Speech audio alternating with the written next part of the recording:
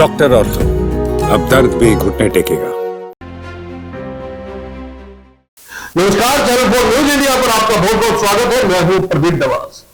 दोस्तों, जैसे जैसे विधानसभा चुनाव नजदीक आते जा रहे हैं, हरियाणा की सियासत में जैसे भूचाल आ गया, जैसे तूफान आ गया है, जैसे आंधियां उड़ने लगी है। और ये सियासत में भूचाल केवल एक पार्टी, एक दल या किसी एक राजनीतिक नेता के जीवन में नहीं, बल्कि अब देखने को ऐसा मिल रहा है कि पार्टी कोई भी हो, वर्चस्व की लड़ाई हर जगह चल रही है।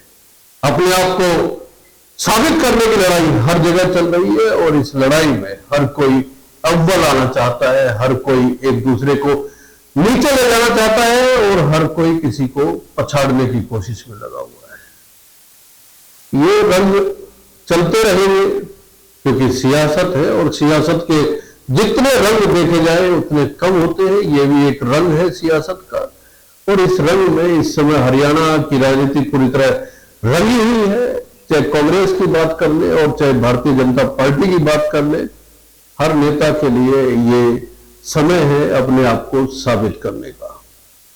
कांग्रेस की आज दिल्ली में मीटिंग थी। उस मीटिंग में हम सीधे तौर पे कहें तो कुछ ऐसी बातें हुई है, अंदरूनी सोर्स जो बता रहे हैं वो ये कहते हैं कि कांग्रेस के प्रदेश अध्यक्ष और एक महिला महासचिव के बीच में तीखी नोकझोंक हुई है। फिर यह मामला आला कमान तक पहुंचा।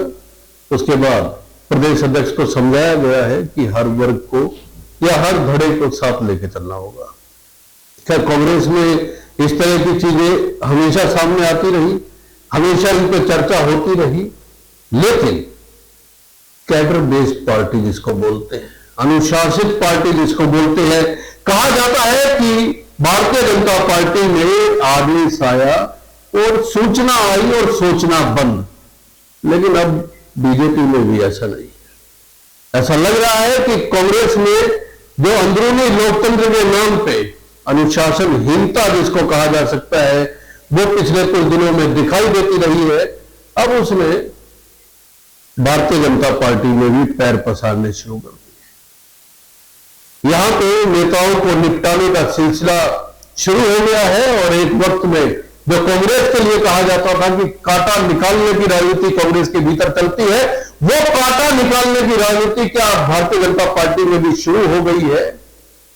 ये बड़ा सवाल है क्योंकि विधानसभा चुनाव बिल्कुल सिर पे खड़े हैं। ऐसे में नेताओं को इग्नोर किया जाना, नेताओं को अनदेखा किया जाना, अपनी ही पार्टी के नेताओं की ना सुनना, ये पार्टियों में कैसे सियासत चल रही है, ये बड़ा सवाल है। क्योंकि सवाल इसलिए है भारतीय जनता पार्टी को लेकर कि अनिल विज जैसे बड़े सीनियर नेता को जब अलग अलग कमेटियों में शामिल नहीं किया जाता है तो उनके एम को ठेस पहुंचती है, सेल्फ रिस्पेक्ट को ठेस पहुंचती है और वो सीधे पहुंचते हैं दिल्ली हाईकमान के पास और दिल्ली आकर कहते हैं कि उनका नाम क्यों नहीं शामिल किया गया। उसके बाद हाईकमान ये फैसला लेता है और कल रात को उनको 9वें नंबर पे शामिल किया गया उस कमेटी में जिसमें कुलदीप बिश्नोई जो कांग्रेस छोड़ के आए थे भारतीय जनता पार्टी में, वो पहले से मौजूद थे। ये कैसी सियासत भारतीय जनता पार्टी में शुरू हुई है, इसको लेकर हम चर्चा करेंगे। ये कैसी सियासत कांग्रेस में चल रही है, इसको लेकर हम चर्चा करेंगे। और हमारे साथ हम सबके प्रिय, आप सबके प्रिय नवीन धमीजा जी मौजूद हैं और नवीन जी को आप जानते हैं। नवीन जी जब बोलते हैं तो वो बोलते नहीं, दहाड़ते हैं। ऐसे बेबाक, ऐसे टिप्पणीकार पत्रकार इस समय कम ही दिखाई देते हैं दोस्तों। जब ऐसे मीडिया का एक दौर चल रहा है जहां पे शायद निष्पक्ष टिप्पणी करना एक गुनाह माना जाने लगा है, ऐसे में नवीन जी का विश्लेषण सुनना बेहद अहम हो जाता है। एक ऐसे दौर में जब सीधे तौर पे, साफ तौर पे किसी भी पार्टी को लेकर स्पष्ट बात कह देना, कई बार पत्रकार जो है ना इससे हिचकते हैं। लेकिन नवीन जी के साथ बेहतर बात यह है कि ये स्पष्ट बोलते हैं, साफ बोलते हैं। इसीलिए मैं कहता हूं ये बोलते नहीं दहाड़ते हैं। ये हमारे, हम कह सकते हैं कि टाइगर है पत्रकारिता के क्षेत्र में। नवीन जी बहुत बहुत स्वागत है। धन्यवाद अपार जी। बड़ी सियासत चल रही है नवीन जी, और पहले तो कांग्रेस को धड़ों में बटी हुई पार्टी कहा जाता था। यहां तक कि मैं भी बहुत पहले तक ये कहता था कि कांग्रेस उस संतरे की तरह है जो ऊपर से देखने में एक है, लेकिन जब उसका छिलका हटाया जाए तो अलग अलग फाड़ जो है वो दिखाई देती है। लेकिन उसके बाद जो है वो धीरे धीरे छिलका उतरता गया और कांग्रेस की फाड़े एकदम से सबके सामने आती गई। लेकिन अब ये छिलका भारतीय जनता पार्टी में भी उतर रहा है, धीरे धीरे फाड़े यहां भी सामने आ रही है। नवीन जी देखिए दवाज जी, ये चुनाव का दौर है जी। अगले 1 से 1.5 महीने में हरियाणा के विधानसभा चुनाव घोषित हो जाएंगे जी। और सियासत के इस चुनावी दौर में गुटबाजी खुल करके सामने आने लगी है, चाहे वो भारतीय जनता पार्टी की गुटबाजी हो, चाहे वो कांग्रेस की हो। जी। जहां तक कांग्रेस की धड़ेबाजी की बात आपने की, संतरे की तरह है, और भारतीय जनता पार्टी भी दिखाई देने लगी है। देखिए, भारतीय जनता पार्टी जब तक सत्ता में नहीं थी जी, तो इनके पास नेता भी ज्यादा नहीं थे, हाँ, तो गुटबाजी भी नहीं दिखाई उस देती। तरह से उभर के, क्योंकि उस समय तो सब लोग एक ही मकसद में लगे हाँ, सत्ता हासिल कर ले। अब तो लगातार 2 बार से सत्ता आ गई। भारतीय जनता पार्टी ने सरकार बनाई, सत्ता में आई, और नेताओं ने जब उसका लड्डू चखा, सबको स्वाद आने लगा। स्वाद आ गया उनको, ये लगने लगा स्वाद आने लगता है तो फिर खींचतान भी चालू होती है। मोटा लड्डू किसको चाहिए, हाँ, किसको चाहिए। तो वो खींचतान जहां पहले कांग्रेस में खुलकर के सामने आती थी, भारतीय जनता पार्टी में भी खुलकर सामने आने लगी। देखिए, कांग्रेस में आज हरियाणा के नेताओं की बैठक थी, दिल्ली में बैठक थी। पार्टी के प्रदेश अध्यक्ष उदय भान और सांसद शैलजा के बीच खुल करके तू मैं हुई। सामने लोग जो कहा, आप तू मैं कह देखिए, नोक झोंक थोड़ी सी एक दायरे में होती है, जब ज्यादा बढ़ जाती है तो तू मैं में आ जाती। तू मैं आ जाती। कुमारी शैलजा ने उदय भान पर बड़े सीधे आरोप लगाया कि आप एक गुट के लोगों को बैठक में बुलाते, दूसरे गुट के लोगों को सूचना नहीं दी जाती, उन्हें निमंत्रण नहीं दिया जाता, नहीं बुलाया जाता, तो आप गुटबाजी को बढ़ावा दे रहे हैं।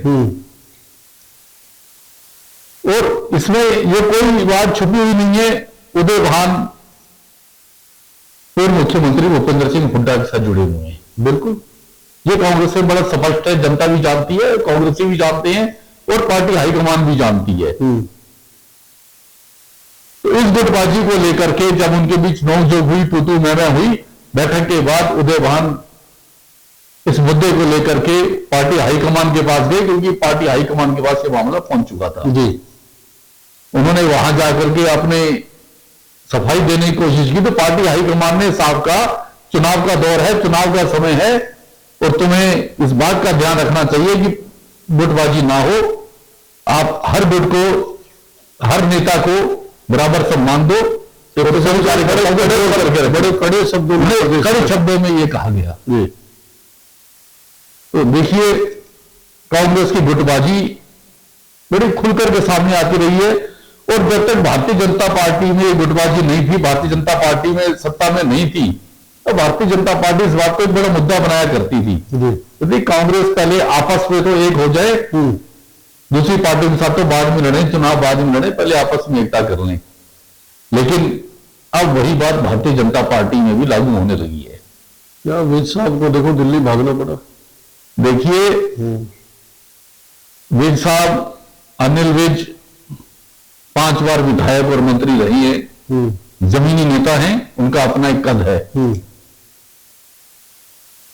हरियाणा में लोकसभा चुनाव से पहले जब मुख्यमंत्री बदला गया, वो उसी दिन नाराज हो गए थे। हाँ बिल्कुल, और उन्होंने कहा, मुख्यमंत्री मनोहर लाल खट्टर पूरा दिन मेरे साथ घूमते रहे इस्तीफा देने से पहले, और जब गवर्नर के पास इस्तीफा देने गए, मुझे साथ लेकर के गए, तब तक मुझे यह नहीं बताया गया कि अगला मुख्यमंत्री कौन बनने जा रहा है।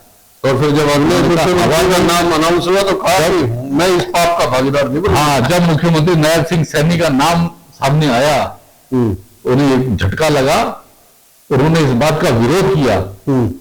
उन्होंने कहा मैं इनके मंत्रिमंडल में भी शामिल नहीं होऊंगा, मैं मंत्री नहीं बनूंगा, पाप का भागीदार नहीं बनूंगा। तो देखिए, उन्होंने विरोध तो उसी वक्त जता दिया था, वो मंत्री नहीं बने, मंत्रिमंडल समारोह में शामिल नहीं हुए।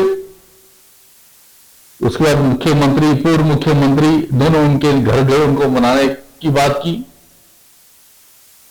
और अब जब विधानसभा चुनाव सिर पर हैं, तो पार्टी ने उन्हें इग्नोर करने की कोशिश की। नेताओं ने, जो चुनाव समिति बनाई गई है, उस चुनाव समिति में उनका नाम तक नहीं आया। उन्हें ये बात अखरी, और वो इस बात को लेकर दिल्ली पहुंचे। दिल्ली में अरे जैसे केंद्रीय मंत्री शुरुआत में कही कि अस्तित्व की लड़ाई, ये वाकई में अस्तित्व की लड़ाई बन जाती है। देखिए, जहां तक बात अस्तित्व की है, वैसे तो अनिल विज का अपना एक अस्तित्व है, कद है, बड़ा कद है, तो वो इग्नोर भी कर सकते। और ये बात भारतीय जनता पार्टी भी जानती है कि उनका अपना एक कद है, उनका अपना एक अस्तित्व है। लेकिन जब पार्टी में कोई नेता होता है, भले ही उसका अपना अस्तित्व हो, पार्टी में अगर इग्नोर किया जाए तो आदमी के मान सम्मान को ठेस पहुंचती है। नहीं, अपना कद है तो अनिल विज इस घटना को पूरी को इग्नोर भी कर सकते, टाल भी सकते, ठीक है, नहीं किया शामिल, क्या फर्क पड़ता है। देखिए, जब अपना कद होता है तो आदमी को ठेस तभी पहुंचती है। आप ये देखिए, केंद्र में सरकार बनी तो लाल कृष्ण आडवाणी का अपना एक कद रहा, लेकिन पूरी पार्टी में इस बात की आलोचना हुई, चर्चा हुई कि उन्हें साइडलाइन कर दिया गया है।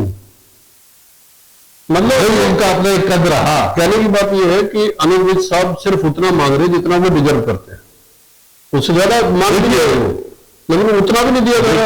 उनको साइडलाइन किया गया, उनको इग्नोर किया गया। और जब उन्होंने इस बात का विरोध जताया, दिल्ली आए, केंद्रीय मंत्री और हरियाणा के प्रभारी धर्मेंद्र प्रधान से मिले, उन्होंने विरोध जताया। उसके बाद रातों रात चुनाव समिति बदली गई, उनका नाम उसमें जोड़ा गया। हालांकि अनिल विज ने कहा कि स्टैंडिंग कमेटी की बैठक थी दिल्ली में, वो उस बैठक में शामिल होने आए थे। और जब वो दिल्ली आते हैं तो पार्टी के बड़े नेताओं से मिलते हैं, लेकिन जिस तरीके से उनके मिलने के बाद बदलाव हुआ लिस्ट में चुनाव समिति में, वो बड़ा संकेत था, बड़ा खुली संकेत था कि सारी बात स्पष्ट थी कि मामला क्या था। और बात भारतीय जनता पार्टी में गुटबाजी की सिर्फ यही खत्म नहीं होती। आप ये देखिए, चुनाव समिति में जहां कुलदीप बिश्नोई को शामिल किया गया है, वही कांग्रेस से आई किरण चौधरी को भी साइडलाइन कर दिया गया। उनका नाम भी किसी कमेटी में नहीं है, उनका नाम उन्हें भी इग्नोर किया जा रहा है। हालांकि उन्हें उम्मीद थी भारतीय जनता पार्टी में आने के बाद उन्हें मान सम्मान मिलेगा, उन्हें कोई बड़ा पद मिलेगा, उन्हें बड़ी जिम्मेवारी दी जाएगी, लेकिन कोई अभी तक कोई जिम्मेवारी नहीं दी गई और यहां तक उन्हें किसी कमेटी में भी शामिल नहीं किया गया। नहीं जी, आज एक बड़ी घटना उकलाना में भी हुई। हरियाणा मांगे हिसाब करके एक यात्रा कांग्रेस पार्टी के नेता चला रहे हैं, उसमें दीपेंद्र हुड्डा अलग अलग हलकों में पदयात्रा करते हैं और सरकार के किए हुए कामों को लेकर हिसाब मांगते हैं। ये उकलाने में जब ये यात्रा शुरू होनी थी, उससे पहले रात को जो कांग्रेस की ओर से बैनर, पोस्टर और शहर में लोगों को सूचना देने के लिए जितनी चीजें की गई थी, रात को ही वो बैनर, पोस्टर फाड़ दिए गए। ये घटना ऐसी है जिसमें उकलाना के पूर्व विधायक नरेश सिलवाल ने पुलिस में शिकायत दी और उस शिकायत का ये महत्वपूर्ण इसलिए है, ये पॉइंट मैं अपने दर्शकों को कहूंगा कि ध्यान से सुनिए कि इस शिकायत में नरेश सिलवाल ने ये कहा है कि इसमें कांग्रेस के लोग भी शामिल हो सकते हैं। ये बड़ा जो है शिकायत, बड़ा महत्वपूर्ण मुद्दा है। लेकिन अभी इससे पहले हम बात कर रहे थे भारतीय जनता पार्टी में गुटबाजी की और समितियों में किन किन को लिया गया। अभी उसमें मैं एक पॉइंट और आपको याद दिलाना चाहता हूं, अपने दर्शकों को, अपने लोगों को जो हमारा कार्यक्रम देखते हैं। आप ये देखिए, गुड़गांव के सांसद जिनका हरिवाल में एक बड़ा नाम है, राव इंद्रजीत, पार्टी में उनकी पकड़ है, केंद्रीय राज्य मंत्री हैं। उनकी घुर विरोधी माने जाने वाली सुधा यादव को समिति में लिया गया है। वो पार्लियामेंट्री बोर्ड की कमेटी में उनको शामिल किया गया है, जो उनकी घुर विरोधी मानी जाती हैं। तो वहां भी गुटबाजी भारतीय जनता पार्टी में खुलकर के सामने आई है कि क्या उस सांसद को ये ऊपर से गिरने वाले एक संतरे के छिलके अब बीजेपी के भी उतरने, हाँ, वो भी उतरने चालू हो गए हैं जी, जैसे तो बिल्कुल।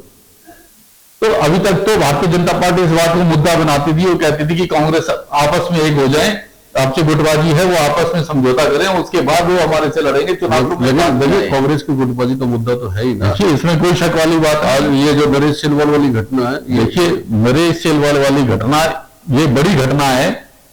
आज दीपेंद्र हुड्डा की पदयात्रा थी, प्रेरणा मांगे हिसाब, और चुनाव के इस दौर में पार्टी के जितने बड़े नेता होते हैं, जो टिकट के दावेदार हैं, जब चाहे भूपेंद्र हुड्डा जाए, चाहे दीपेंद्र हुड्डा जाए, चाहे कुमारी शैलजा जाए, तो जितने टिकट के दावेदार हैं वो वहां पर अपने बड़े बड़े होर्डिंग लगाते हैं, पोस्टर लगा देते हैं, बैनर लगा देते हैं, दिखाने की कोशिश करते हैं कि हम भी बड़े नेता हैं, हमें टिकट मिलनी चाहिए। और जनता को भी दिखाने की कोशिश की जाती है कि हम इन नेताओं के खास हैं, हमने स्वागत में इतने बोर्ड लगा दिए, मार्केटिंग करने की कोशिश करते हैं। लेकिन वो तो फाड़ दिए। लेकिन रातों रात किसी ने वो बोर्ड होर्डिंग सब फाड़ दिए। इस बात की शिकायत को लेकर पूर्व विधायक नरेश सिलवाल पुलिस थाने गए, उन्होंने इस बात की लिखित शिकायत दी। उन्होंने कहा इस मामले में मुकदमा दर्ज किया जाए, माहौल बिगाड़ने का मुकदमा दर्ज किया जाए।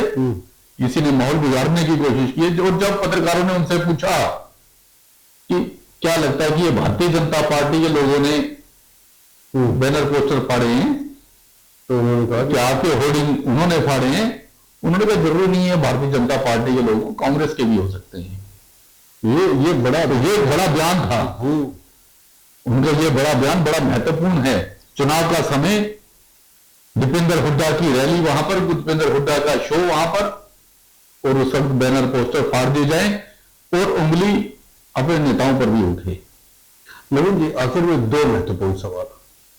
पहला, जब विधानसभा चुनाव सिर पे है, भारतीय जनता पार्टी को पता है कि एंटी इनकम्बेंसी है, लोगों को मनाना है, मुख्यमंत्री नायब सिंह सैनी लगातार घोषणाएं कर रहे हैं, लोगों को, हर वर्ग को लुभाने की कोशिश कर रहे हैं। ऐसे में भारतीय जनता पार्टी के बीच से इस तरह की चीजें आना कि किसी एक नेता को इग्नोर कर दिया गया, या गुटबाजी, या राव इंद्रजीत सिंह ने कहा कि आने वाले टाइम में ये गुटबाजी और बढ़ेगी, जब लोकसभा चुनाव के बाद उनका ये बयान था।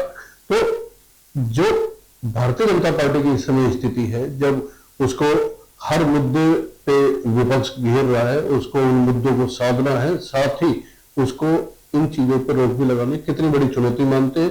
और जब दूसरा सवाल ये है नवीन जी, कि जब कांग्रेस को थोड़ी सी उम्मीद लगने लगी कि लोकसभा में 5 सीटें आई हैं, विधानसभा में हो सकता है टक्कर का मुकाबला हो सकता है उम्मीद जगी हो कांग्रेस को कि सरकार बन जाए, ऐसे में इस तरह की चीजें बाहर आना दोनों पार्टियों के लिहाज से, पहले बीजेपी फिर कांग्रेस, क्या फर्क पड़ता है? देखिए बवाल जी, दोनों हुई पार्टियों के लिए इस तरह की गुटबाजी बेहद नुकसानदायक है। भारतीय जनता पार्टी ने लोकसभा चुनाव में 5 सीटों का नुकसान खाया है, 5 सीटें खोई हैं जी। 2019 के लोकसभा चुनावों में हरियाणा में 10 की 10 लोकसभा सीटें भारतीय जनता पार्टी ने हासिल की थी, जबकि 2 महीने पहले हुए लोकसभा चुनावों में 10 में से 5 सीटें कांग्रेस के पास गई हैं और भारतीय जनता पार्टी ने 5 सीटों में नुकसान खाया है, 5 सीटें भाजपा के खाते में आई। उसके बाद भारतीय जनता पार्टी इस कोशिश में लग गई कि आने वाले हरियाणा के विधानसभा चुनावों में तीसरी बार सरकार भारतीय जनता पार्टी बनाए और बिना किसी दल के बैसाखियों के लिए बिना किसी दल का सहयोग लिए अपने दम पर सरकार बनाई, लेकिन चुनौतियां बहुत हैं क्योंकि बड़ा एंटी इनकम्बेंसी फैक्टर है। आप ये देखिए, लोकसभा चुनावों में वोट नरेंद्र मोदी के नाम पर पड़ता है, उसके बावजूद 5 सीटें इनको खोनी पड़ी। विधानसभा चुनावों में स्थानीय मुद्दे ज्यादा महत्व होते हैं। तो चेहरा नायब सिंह सैनी है, चेहरा नायब सिंह सैनी है, कुछ महीने पहले ही मुख्यमंत्री बने। वो 3 महीने का समय, उसमें भी उनको ज्यादातर समय तो चुनाव में उनका निकल गया। हाँ, लोकसभा के बाद अब विधानसभा, मात्र 2 महीने का समय हम कहेंगे उनको काम करने के लिए मिला है। इन 2 महीने के समय में रोजाना वो घोषणाएं कर रहे हैं, हर वर्ग को साधने की कोशिश कर रहे हैं, लेकिन पार्टी की गुटबाजी खत्म नहीं हो रही, वो बढ़ती जा रही है। तो चुनौती है, चुनौती बहुत बड़ी है।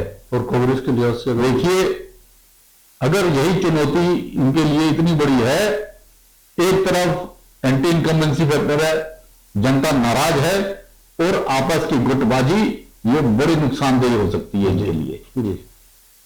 यही सवाल कांग्रेस के लिहाज से अगर पूछा जाए, यही बात कांग्रेस के लिए है। कांग्रेस के पास आज मुद्दे बहुत हैं। भारतीय जनता पार्टी से जनता नाराज है, तो मुद्दे कांग्रेस उछाल रही है। स्थानीय मुद्दों का फायदा उन्होंने लोकसभा चुनाव में लिया और विधानसभा चुनाव में और ज्यादा लेना चाहते हैं। लोकसभा चुनाव के दौरान 90 में से 46 विधानसभा क्षेत्रों में कांग्रेस ने लीड दर्ज की, बढ़त ली, और कांग्रेस को लगता है कि अगर हम लोकसभा चुनावों में जब नरेंद्र मोदी के नाम पर वोट डाल रहे थे तब 46 सीटों पे बढ़त ली है, तो विधानसभा चुनावों में हम और बड़ी बढ़त ले सकते हैं। लेकिन कांग्रेस के पास संगठन नहीं है, और अगर ये चुनाव आपस में इसी तरह से लड़ते रहे, आपस में ये गुटबाजी इनकी रही, तो कांग्रेस को भी इसका नुकसान उठाना पड़ सकता है। हालांकि पार्टी हाईकमान नेताओं को बार बार कह रही है कि कोई एक दूसरे के खिलाफ बयान ना दे, कोई एक दूसरे के खिलाफ गुटबाजी ना करे। वक्त आ गया कांग्रेस में शक्ति दिखाने का, शक्ति दिखाने का वक्त आ गया है। हालांकि पार्टी हाईकमान सख्त तेवर दिखाने लगी है, इसका असर कुछ तो दिखाई भी देने लगा है। पहले जिस तरीके से सार्वजनिक तौर पर एक दूसरे के खिलाफ बयानबाजी और टिप्पणियां की जाती थी, अब उन पर कुछ लगाम लगने लगी है। लेकिन जैसे जैसे चुनाव नजदीक आ रहा है, वैसे ही वैसे जहां भूपेंद्र हुड्डा अपने बेटे दीपेंद्र हुड्डा को लॉन्च करने की तैयारी में लगे हैं, उनको आगे बढ़ा रहे हैं, वहीं कुमारी शैलजा भी अपने आप को चेहरा दिखा करके चुनाव मैदान में है, गुटबाजी खुल करके सामने आ रही है। पिछले दिनों आप देखिए, हिसार में कुमारी शैलजा ने एक विधानसभा में, एक विधानसभा के दौरान नारनौद में उन्होंने अजय चौधरी को तो ये कह दिया कि 2014 वाली गलती अब मत करना, और इस बार अगर ये जीत गए तो इन्हें चंडीगढ़ भेजा जाएगा। अच्छा, उन्होंने उनको चंडीगढ़ घोषित कर दिया। भूपेंद्र हुड्डा ने बोरी में रणवीर कादियान को कह दिया कि जो है, उन्होंने रणवीर कादियान को कह दिया। तो देखिए, तो टिकटें बटनी तो शुरू हो गई, टिकटें बटनी शुरू हो गई। ये उन्होंने अपने अपने समर्थकों को कह दिया तुम अपनी चुनावी तैयारी करो, और जनता के बीच में ये मैसेज भी देना चालू कर दिया। आप भी कमेंट करके ज़रूर बताइएगा, क्योंकि आपकी टिप्पणियां हमारे लिए बेहद महत्वपूर्ण होती है। ये शो आपको अच्छा लगे तो लाइक कीजिए, शेयर कीजिए, कमेंट कीजिए, और चैनल को सब्सक्राइब करना ना भूलें। धन्यवाद नवीन जी। धन्यवाद आवाज जी। नमस्कार। डॉक्टर ऑर्थो, अब दर्द भी घुटने टेकेगा।